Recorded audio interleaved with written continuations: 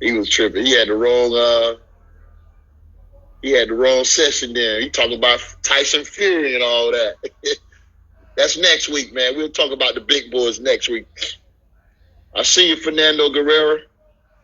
Chime in, homie. I know you got something to say on the Four Kings. Boxing Minutes, where you at? Let me see who else waiting over here. Let me get Carlton Neal on here, see what he got, if he got anything to say. Waiting on Carlton Neal. What's up, homie? What's up, man? How you? Man, I'm good. Welcome to Tarver's Take, man. I got a subject I'm trying to figure out how the Kings rank, man. 1 to 4. You know, they all fought each other. I think one of the biggest errors in boxing when you had Sugar Ray Leonard, Marvin Hagler, Roberto Duran, and the hitman Tommy Hearns. They all fought each other. What's your ranking and what's your take? I put Sugar Ray number 1, Hagler number 2, Hearns 3, and Duran 4, even though all 4 of them had extraordinary careers. Marvin was my favorite. And that's even because, and Sugar Ray's even the homie. But right. I put Sugar Ray because the night he fought Marvin, I think Marvin let him off the hook that night. I mean, it was a wonderful fight, but I just thought, I wanted to see Marvin come after him the same way he came after Tommy. And you know what? He never showed that type of viciousness in that fight. And I was always wondering to myself, was he trying to outbox Sugar Ray a little bit too? I think so. I think because you know how it is, like in everybody's era, right? Just like for you, it was Roy. In everybody's era, it's that one guy that no matter what you did, everybody always had that person above you, and it gets to you sometimes. Right. Yeah, no matter what you did, they still love him. You know what I mean? Because Sugar was like the guy. Everybody loved Sugar. And Marvin couldn't stand I'm glad you made that point. I'm glad you made that point because I was thinking about that. I'm like, you know what? And in boxing, it's always that. You always got this one fighter that, okay, everybody looks as that's the guy. That's the boxing face of the game. You know, the face of boxing.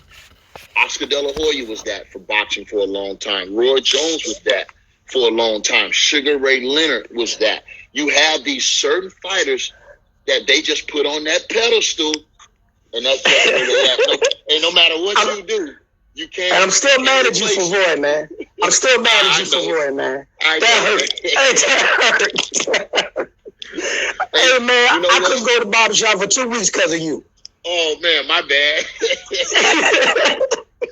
You know what, man? I look back at that because I'm writing my book now, and I'm going back, and I'm getting things that I have long forgotten about or just didn't think about.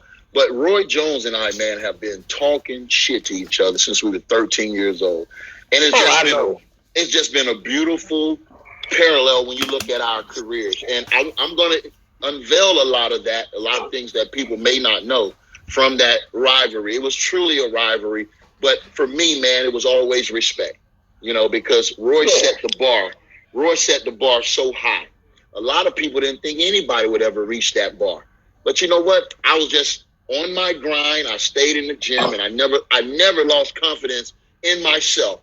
And I remember, no matter who I would be in contact with, I never let anybody change my mind or my thought process leading up to that fight and even beyond. Once it was locked in here, nobody was changing my mind. And so sometimes you've got to be that way in order to achieve your goal. I achieved my goal, man, and I congratulate Roy for a lustrous career.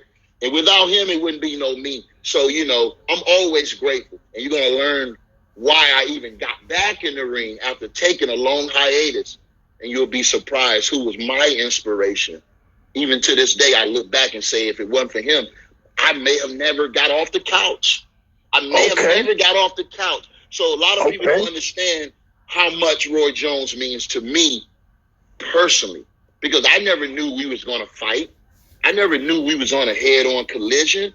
Man, you was going to press conferences. You was going to press conferences. You put the club alone.